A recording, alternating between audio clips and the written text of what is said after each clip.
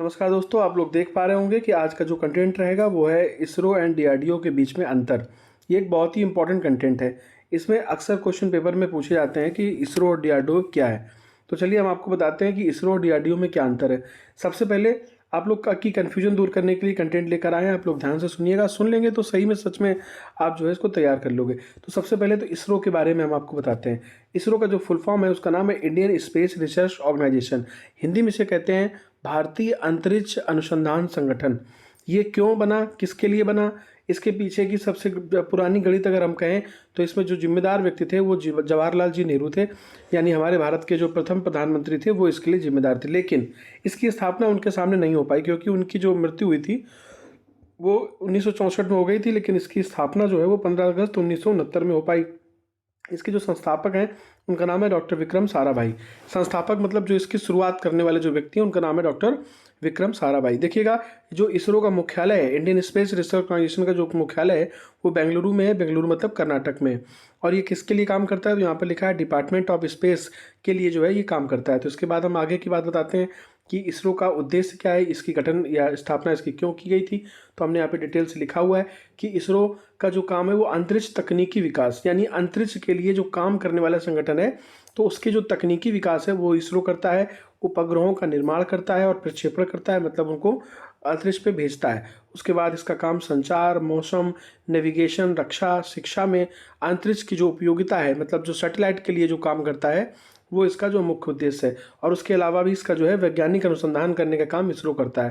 तो उसके बाद अगला कंटेंट हम आपके सामने लगाते हैं कि इसरो में वर्तमान में जो प्रमुख व्यक्ति हैं वो कौन है। तो सबसे पहली बात हम बता दें कि इसरो में जो सबसे पहले प्रमुख व्यक्ति हैं, तो देखो अभी बताया था हमने कि इसके संस्थापक तो विक्रम साराभाई हैं, लेकिन वर्तमान अध्यक्ष जो है वो एस सोमनाथ जी हैं।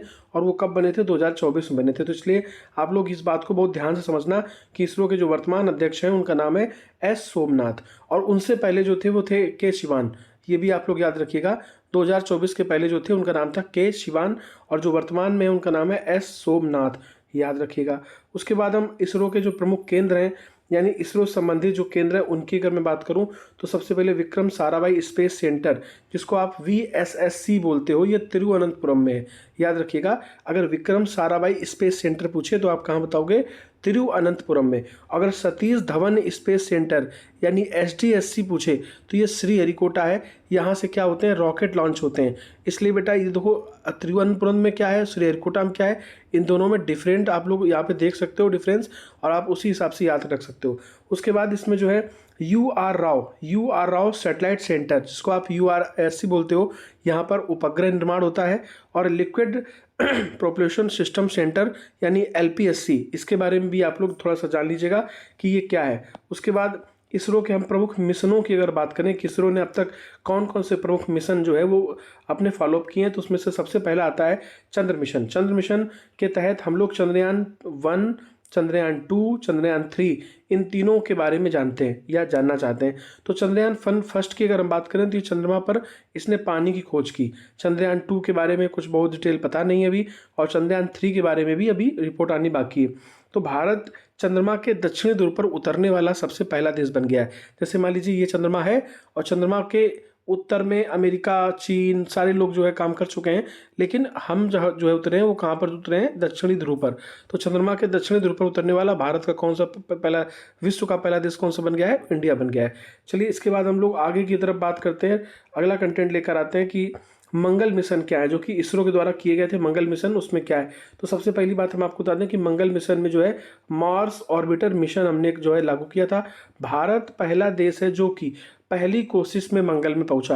बाकी जितने भी देश अभी तक पहुंचे हैं वो पहली कोशिश में मंगल पे नहीं पहुंच पाए, हम फर्स्ट अटेम्प्ट में मंगल पर पहुंचे हैं।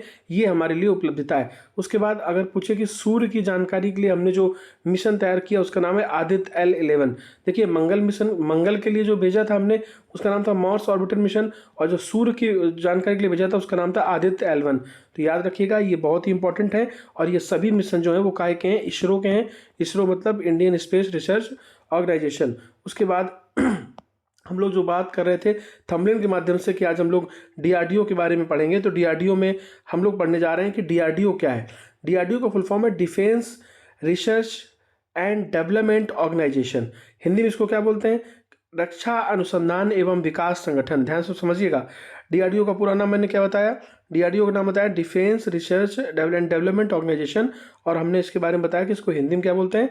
रक्षा अनुसंधान एवं विकास संगठन। देखो, डीआरडीओ और इसरो में एक अंतर है।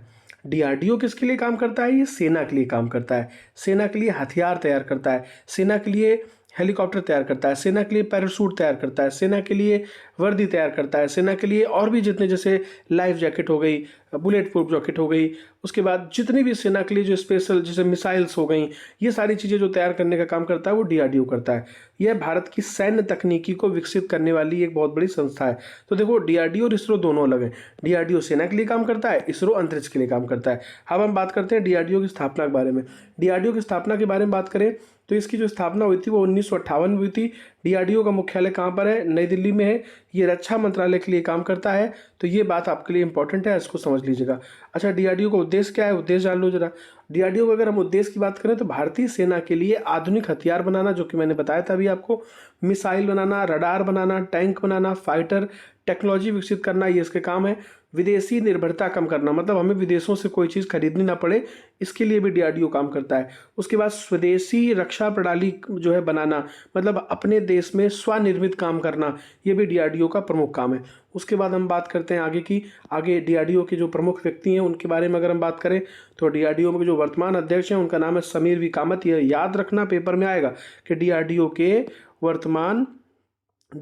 वर्तमान अध्यक्ष कौन है, तो आप बताओगे समीर वी कामत। समीर वी कामत, याद रखिएगा, समीर वी कामत, दिमाग में रखिएगा। अगला जो है टॉपिक हम बात करते हैं कि डीआरडीओ की प्रमुख विशेषताएं क्या हैं। सबसे पहले तो बात करते हैं कि भारत में डीआरडीओ की लगभग 50 से ज़्यादा लैब्स हैं। लैब्स वो होती हैं जहाँ पर डीआरडीओ अपने काम करता है जिस प्रकार से उसकी काम होते हैं सारी चीज़ें। डीआरडीओ जहाँ सारी चीज़ें तैयार करता है उसे हम लोग लैब्स बोलते हैं। तो सबसे पहले डीआरडीएल है, ये हैदराबाद में है। एडीई है, ये मिसाइल डीआरडीएल जो है वो मिसाइल बनाता है। एडीई जो है वो एयरक्राफ्ट बनाता है। एआरडीई जो पुणे में है वो ऑर्नामेंट्स बनाता है। डीईएल डील जो है वो देहरादून में और इलेक्ट्रॉनिक्स सामान बनाता है। तो ये इसकी प्रमुख संस्थाएं, इनके बारे में भी एक बार देख लीजिएगा। उसके बाद डीआरडीओ के द्वारा तैयार की गई प्रमुख मिसाइलों की अगर हम बात करें तो उसमें अग्नि श्रृंखला की जो मिसाइल हैं, चाहे अग्नि फर्स्ट हो, सेकंड हो, थर्ड हो, फोर्थ हो, 5 हो, वर्तमान में जो सबसे लेटेस्ट अग्नि की जो मिसाइल है उसका नाम है अग्नि 5। ये सारी तैयार करने का काम भी कौन करता है? डीआरडीओ करता है। तो ये भी बहुत इंपॉर्टेंट कंटेंट है, इसको एक बार देख लीजिएगा। उसके बाद हम आगे चलते हैं कि जो पृथ्वी श्रृंखला की मिसाइल होती हैं, चाहे वो 1 हो, 2, 3 हो, जो भी हो, पृथ्वी श्रृंखला की कोई भी मिसाइल है उसको तैयार करने का काम कौन करता है? डीआरडीओ करता है। उसके बाद अन्य मिसाइलों की अगर हम बात करें, चाहे वो आकाश हो, नाग हो, ब्रह्मोस हो, अस्त्र हो, ये किसी भी प्रकार की मिसाइल अगर कोई तैयार करता है तो वो बच्चों डीआरडीओ करता है। अभी हमने बताया था डीआरडीओ के जो वर्तमान अध्यक्ष हैं उनका नाम है समीर वी कामत। एक बहुत अच्छा कंटेंट जो मैंने थंबनेल में लगाया था कि इसरो और डीआरडीओ में अंतर क्या है, तो मैं अंतर लेकर आया हूँ। चलिए अंतर देख लेते हैं। तो इसरो के बारे में और डीआरडीओ के बारे में अभी तक मैंने जो भी बातें की हैं उसमें सबसे शॉर्टकट में मैं बातें करने जा रहा हूँ, उसको ध्यान से देखो। इसरो किसके लिए काम करता है? अंतरिक्ष के लिए।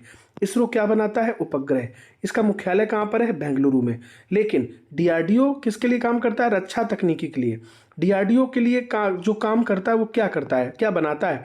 ये मिसाइल भी बनाता है और हथियार बनाता है। इसका जो मुख्यालय है वो नई दिल्ली में है। ये किसके अधीन है? ये रक्षा मंत्रालय के। ये किसके, यानी इसरो किसके अधीन था? डिपार्टमेंट ऑफ स्पेस, ये अंतरिक्ष मंत्रालय के अधीन था, और डीआरडीओ रक्षा मंत्रालय के अधीन है। ये दोनों बहुत इंपॉर्टेंट बातें हैं, आप लोग समझ लीजिएगा। बेटा आप सभी से मेरा ये आग्रह है कि अगर मेरी क्लास आपको थोड़ी सी प्रभावी लगती हो तो इस वीडियो पर कमेंट जरूर करें। अच्छा लगा हो तो अच्छा कमेंट करें, बुरा लगा हो तो बुरा कमेंट करें, लेकिन करें जरूर। अगर कमेंट करोगे तो इससे मुझे मोटिवेशन मिलता है, और मैं चाहता हूं कि ये मोटिवेशन मुझे आप दें, क्योंकि अगर मैं आपको कुछ दे रहा हूं तो आपसे भी मुझे कुछ चाहिए। यदि आप मुझे मोटिवेशन दे दोगे तो मैं ऐसे ही अच्छी वीडियो बनाता रहूँगा और आपके लिए अच्छा कंटेंट लाता रहूँगा। जिसने भी अभी तक इस यूट्यूब चैनल को सब्सक्राइब ना किया उसको सब्सक्राइब कर लो, लाइक कर दो, और ज़्यादा से ज़्यादा शेयर कर दोगे, जिससे अच्छे से अच्छे जो है कंटेंट हम बच्चों तक प्रोवाइड कराते रहेंगे। अगली श्रृंखला में हम अगला अच्छा कंटेंट लेकर आएंगे। तब तक के लिए सभी को जय हिंद, नमस्कार।